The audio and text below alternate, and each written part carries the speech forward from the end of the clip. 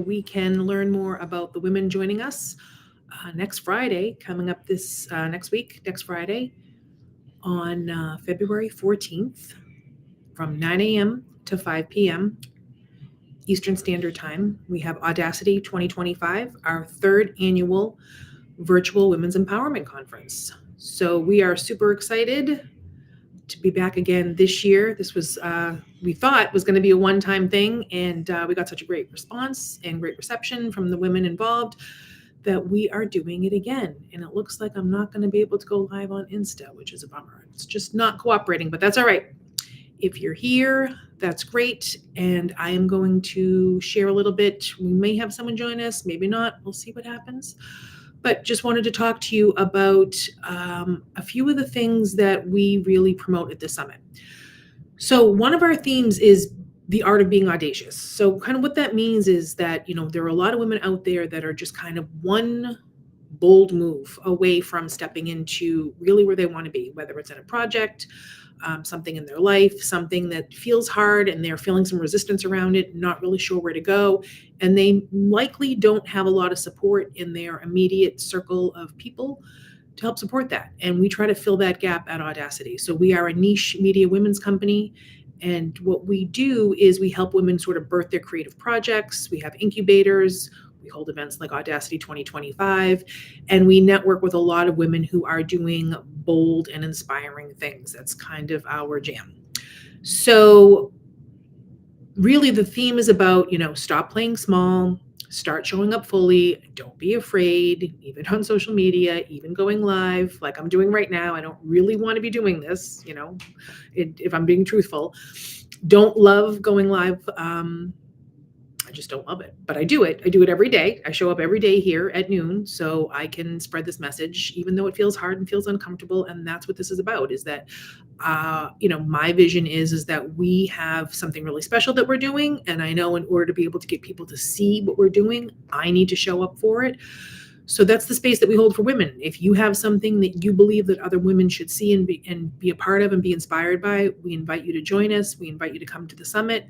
Check out the amazing speakers and contributors and artists that we have as part of our community, so you can sort of figure out, who is it that I resonate with? How can I find someone that I can align my vision with and that will give me the confidence to be bold and start showing up for the things that really matter for me. So we have all kinds of women as part of our community. We have coaches, consultants, creatives, women in the spiritual realm, artists, podcast hosts, women that are doing things across a lot of different disciplines. So it is not a kind of just one type of woman, nor is this not like a corporate kind of, climb the corporate ladder kind of thing, unless that's what you want, which is perfectly fine, but that's not what we're about. It's really more for women who have these projects, creative ideas, things they want to birth into the world, usually using some kind of digital medium in order to do so, that we help support that. So we will have some live sessions, sort of like roundtables, interviews, multiple ways that you can connect with women, that you can learn more about what they're doing, and you can find other visionary women to align with. So who is this for? Let's talk about this real quick. So who is this for? So if you're a visionary with ideas, but you're struggling to turn them into something powerful, something marketable, some kind of presence, it's for you. If you want to build authority, you want to get noticed, but you don't want to spend hours grinding away on social media, this is definitely the event for you. If you are someone who identifies as a perfectionist and you're always afraid to take the next step and you're paralyzed by the what ifs, this is definitely for you, because we empower and inspire women to take bold action, to take audacious action, to create kind of a safety net and a container for them. In terms of our incubators, one of the things that we're really good at as far as the media end of our efforts is that, say you're a woman and in your social circle, you don't have a lot of other women doing what you do, right? It feels kind of a lonely sort of endeavor. and you're kind of on social media, you don't really want to be there, you don't want to be constantly posting, you just want to work on your dream. So like if you're an artist, whatever it is, you have some sort of project, you want to spend your time on your project, right? You don't want to spend time, oh my God, I have to post here, I have to do this, I have to somehow get noticed, I have to become an authority in my field. How do I do that? It gets really hard. It gets really hard because you have to do both. You have to create your body of work and figure out how to put yourself out there in the world. And oftentimes what we continue to find is that it's hard for everybody, but it's hard to hold space for both of those things. And what we try to do is take some of the load off of you. So what we have is a distribution network, we have a streaming channel, we have multiple social media accounts. So anything that you create, once you're part of our circle, we will put it out across our channels. We will put it out on our streaming network. We will find ways to amplify your message, to establish you really as an authority in your field. And we've already done that. Just case in point, one of our artists, Chiroa, she's joined me on a couple of the other lives, and she'll be conducting a roundtable. So she right now, I'll give you a little backstory on her. So she joined us last year. She didn't know us. She joined us last year for the summit, was super inspired, connected with all these women, had this vision. So she's an AI artist and has a strong affinity for personal growth and development, and was trying to find a way to marry those two things. So it was a really interesting project. Oh, looks like someone is here. Let's see. Oh, it's Karen. All right. I'm going to let Karen in. Hi, Karen. Hi, Stephanie. Oh, hold on. Hello. Hi. Hi. I'm just finishing talking about Chiroa, and then I'll introduce you. So hang in here with me. Thanks for joining. So Chiroa was so inspired by this. She's like, I'm going to create my own project. And what she did was created an AI art therapy challenge where she marries AI art and art therapy. So now she's known as the mother of AI art therapy. I mean, someone had to have that title, right? So why not have it be you? If you're someone that's doing breakthroughs in an industry, we're going to help you kind of find that, tease that out, crystallize what your message is, crystallize what your special sauce is, what you bring to the table, and figure out a way to make you the authority. We also have another example of sort of the way we go about doing that. We have Lucky Star, whom we have positioned as an expert in AI cultural bias. So that's what she does. And she was explaining to us what she does, but didn't really have a title or a label for it. And sometimes it's hard. I use, all the time, you can't see your hand when it's in front of your face. So we sort of serve as that mirror where you can kind of like dump everything you're working on and say, these are all the things I'm doing. I can't quite figure out how to make myself an authority. I know that I am, I know that I have it, but I can't quite put my finger on it. And we are able to sort of get in there and go through all the different aspects of what it is that you're working on and find that really marketable nugget a way that you can present yourself to the world and that people will remember you. So people will remember, oh, wow, she's that expert in AI cultural bias, as opposed to just another person that's talking about AI, because they're everywhere.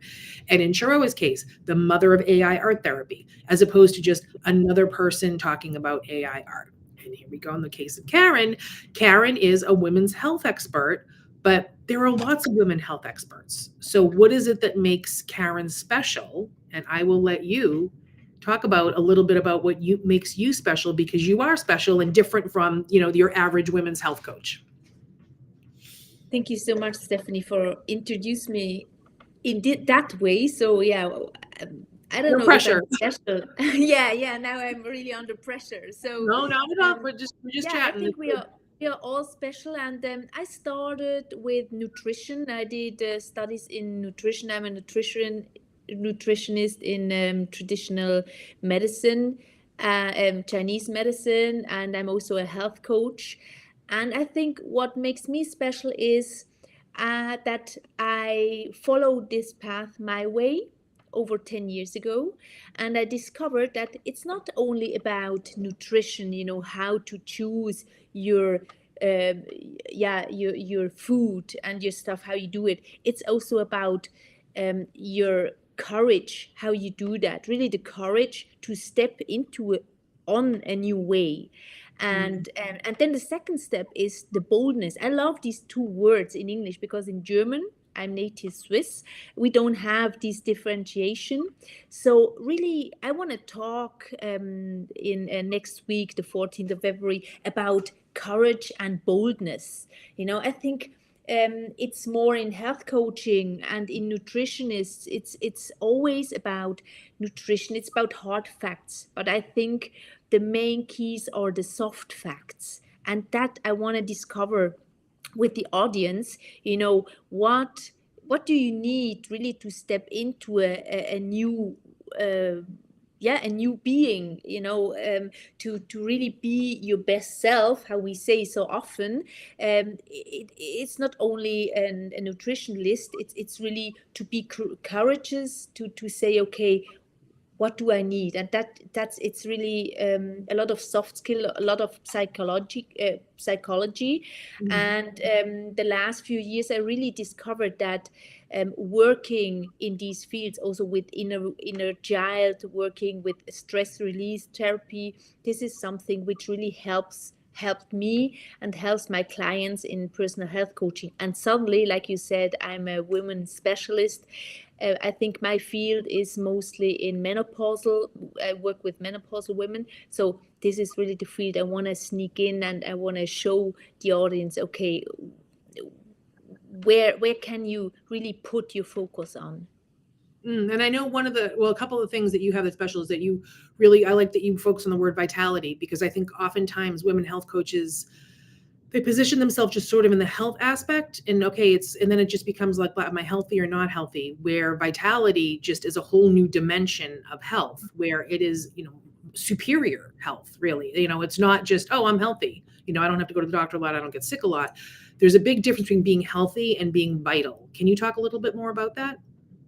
Yes. So, like you said, I think that's a big thing. And in Chinese medicine, for example, we say, okay, we go to the doctor, Chinese doctor, to stay healthy. Mm-hmm. Nowadays, it's we go to the doctor when we're sick, or we think we're sick, or Mm-hmm. we go to just general, how do you call that, examinations, Mm-hmm. then after a few years they tell you, oh, you got sick. No, but on this way you didn't have a clue. And I think this is also something which I'm really, that's my mission, to show people, or want to show all of you, hey, it's not about waiting and doing all these general, how do you call that, these health examinations, like colon examinations or breast cancer, um, The uh, screenings and mammograms. yeah, mammogram stuff. No, it's about really your vitality, to listening to yourself, and come back and listen to the body. Hey, what do I need now? And Mm. I know that we all have these abilities to listen to our body, and our body is gonna to respond. It's just that we um yeah, well, before I got sick, I got diagnosed with breast cancer 12 years ago. And before, I was really hassling all day long. I was, yeah, like a hamster in a wheel, Mhm. and I didn't listen. I was just running, running, running. And yeah, and then I learned how to listen to my body and to really get vital. And like you said, it's not only about health, it's not only about nutrition or physical activity. It's also about yeah, what medication do I take when I have a flu or something like that. So going back to the nature, and also cosmetics.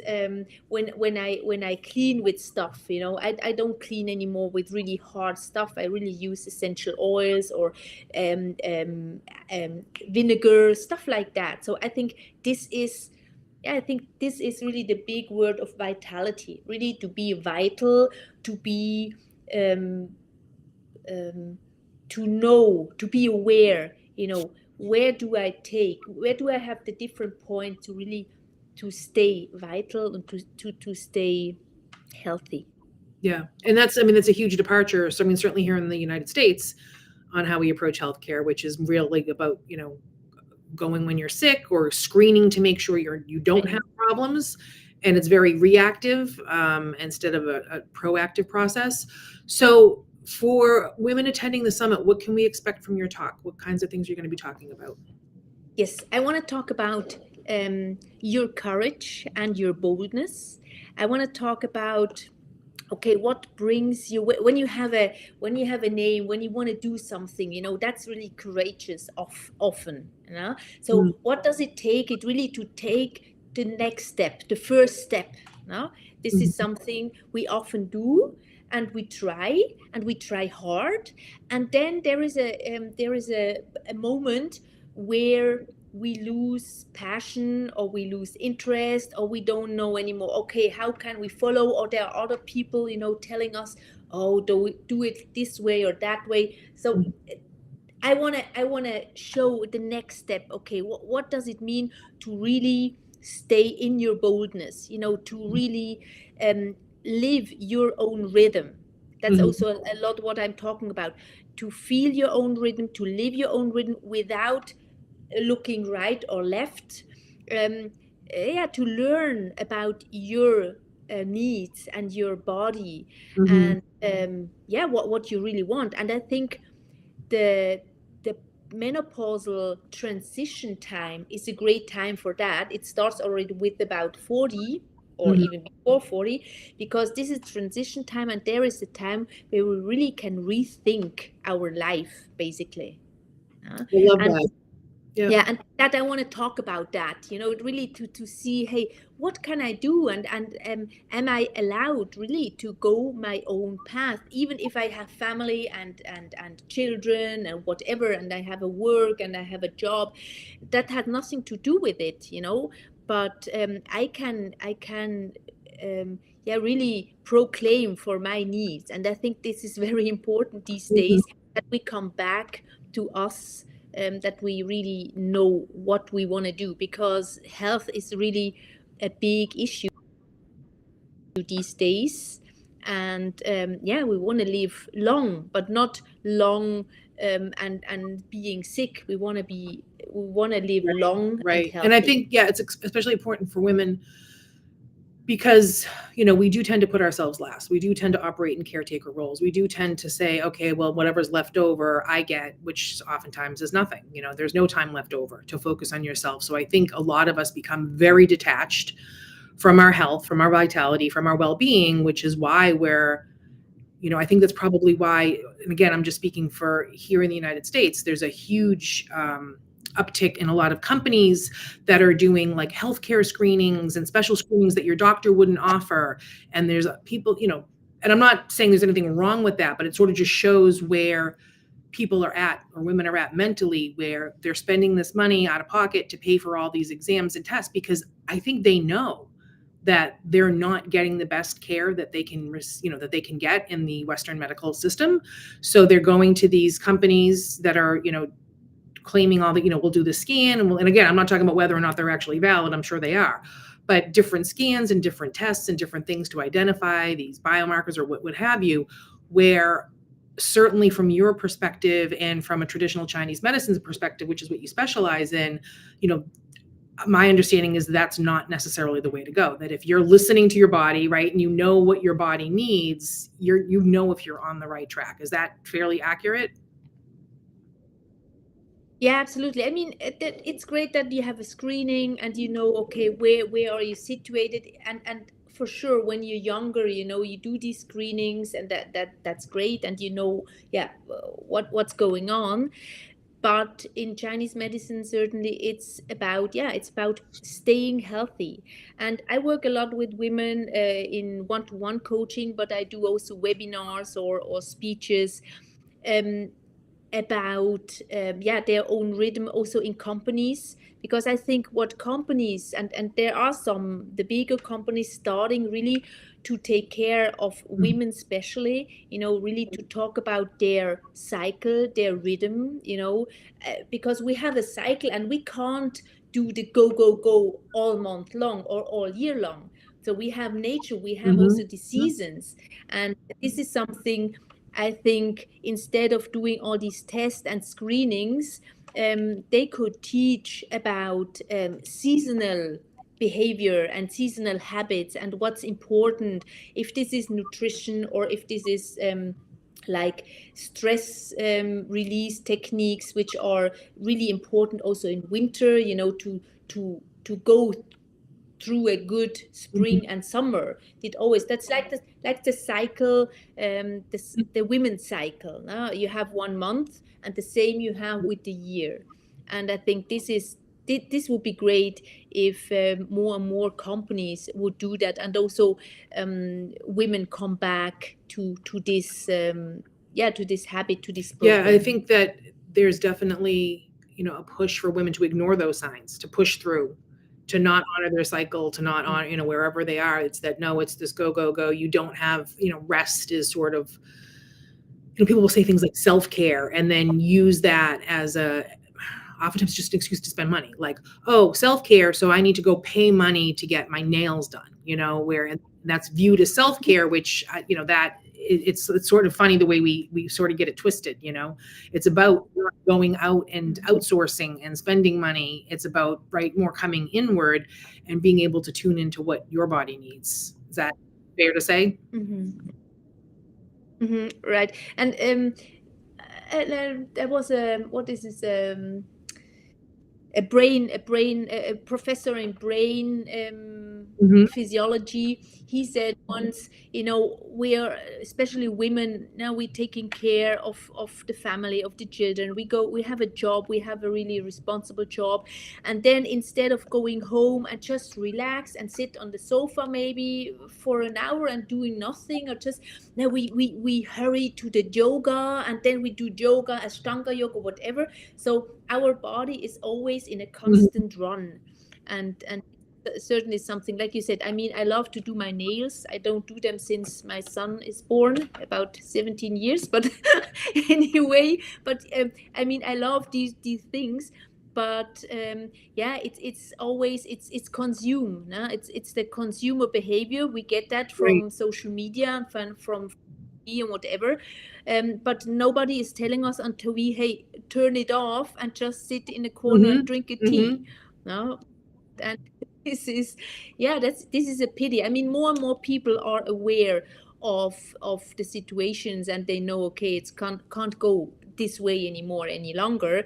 But still, there are too many who don't know the way, and are not, they're not able, they're not brave enough, because they have not the possibilities. And I think, and for them, we are here. I want to really wake women up and tell them, hey, it's not that difficult, to do the step. And also, it's not something I do it and then it's done. It's really, it's a way, it's a lifelong way.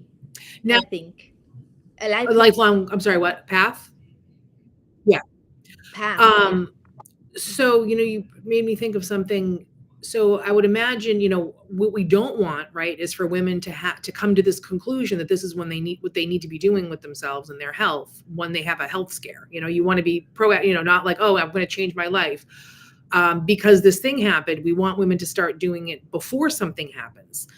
Now, for you, I'm Right. just curious, getting a little bit personal, if you don't mind. For you, what was that like? So, what brought you to this path? Was it, were you already on this idea of, vitality and seasonality in health before your diagnosis, or was it your experience with that then brought you to this different way of looking at things? What was that like? Mhm. Mhm. So in my 20s, I was on that path, because I did some movement, physiotherapist studies, and yeah, sports Mm-hmm. technologies and stuff. So I was in this, and I did a lot of, we had psychology, we had nutrition and stuff like that. So I was kind of this path. But then I went into medtech company, huge companies, and I was in this corporate world, and I forgot about that. So I was really, climbing the Mm-hmm. ladder, and I was traveling a lot. I had a young son. He was, when I started work again, he was 1. So my husband, he stayed home more. But I was really on my run, and I was traveling a lot. And and then I totally forgot. I mean, I I considered myself healthy, because I said, okay, I eat a lot of salad, I eat, I don't know. I thought I'm healthy. I eat not a lot of sweets. I was not Mhm. overweight. I did a lot of sports. I did marathons and half Wow. marathons.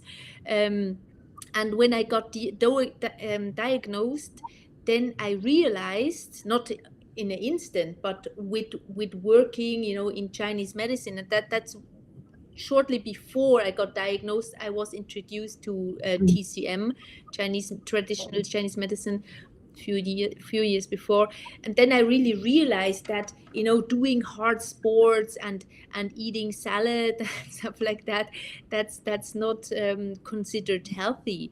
It depends how you do it, and the big driver still for illnesses is stress. And I was really very stressed. No? I was nervous, I was Mhm. aggressive, I was sometimes in tears. And yeah, it's now a path of 12 years Mhm. almost where I'm on, and I'm still learning every day. And I sometimes, somebody tells me, okay, you have to go back to start. No, not to start, but you know what I mean. So I, yeah, sometimes you do the same mistakes again, or you realize, hey, now you're in a wheel again. But the great thing is, what I learned is, you know it's not about failure. We always failed, and that's great, because with failure we learn a lot. I Mhm. learned a lot. It's about having the tools to get out of Mhm. these Mhm. holes, or these things, and that's what I really learned. I had great teachers, and I learned a lot of techniques. I have a lot of exercises, and this is something really gets me out. I realize quite fast nowadays, okay, hey, now you're really in a stress mode, or you're doing something which is not good for you, and my body gives me the Mhm. signs, and I hear them. And this is something, but I'm not born with that, because I'm born in a very conservative family, into a conservative family. And we had the classical Mhm. diet. I mean, in Switzerland, I ate, yeah, salad was considered very healthy, and we had just a Mhm. balanced diet. But still, it was, yeah, we had a lot of, you know not stress, but things you have to do. Now I was teach, okay, as a woman you have to do stuff like that.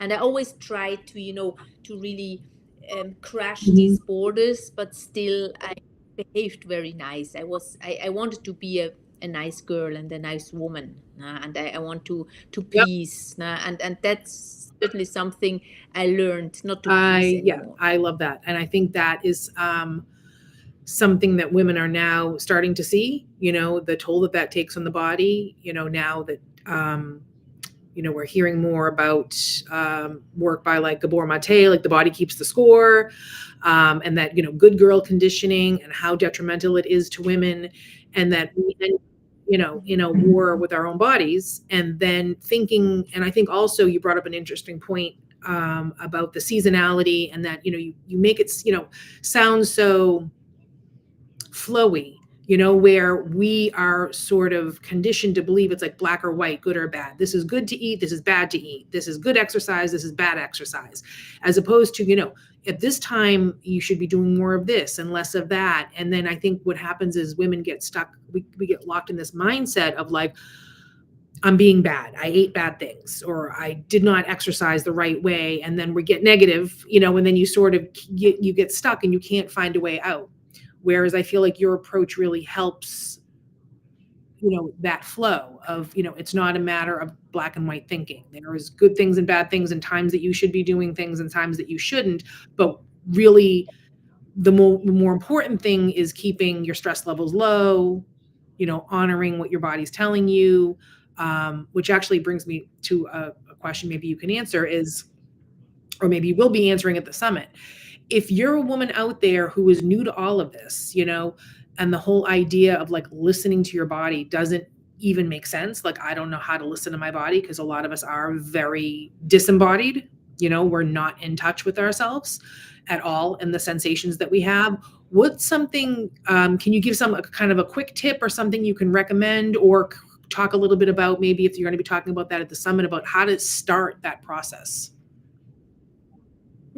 Yeah, yeah. I gonna talk about that. Maybe yeah. One point is because it's easy to say, oh, listen to your body, and like you said, absolutely. How should I listen? He's not Right. talking to me, and this is something, when we talk about breathing, for example, Mhm. breath work, just box breathing. You Mhm. breathe in and you hold your breath, and you breathe out and you hold your breath, and you do that for about 10 times. This is something, for example, that's a tool whi- which you can use just to Mm. start, um, to feel your body, because you feel, you inhale, you feel holding your breath, because in that moment you really feel your body. You feel your exhale, and these are small things, small tools. And I want to encourage women, to really start with Mm. baby steps. Now we're not talking about, hey, now you're gonna change your life, and your husband or your partner won't recognize Mhm. you anymore.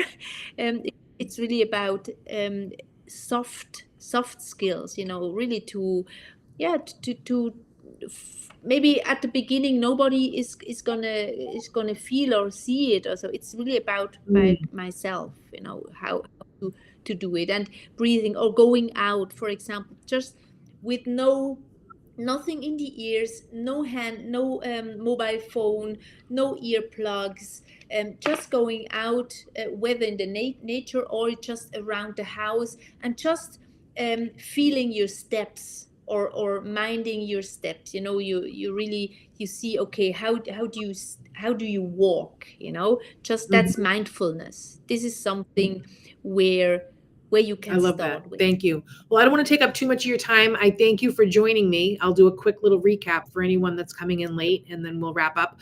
Um, I'm here talking with Karen Right. Aragoni, a women's vitality expert, one of our speakers at Audacity 2025, happening next Friday, the 14th, 9 a.m. to 5 p.m. That's Eastern Standard Time.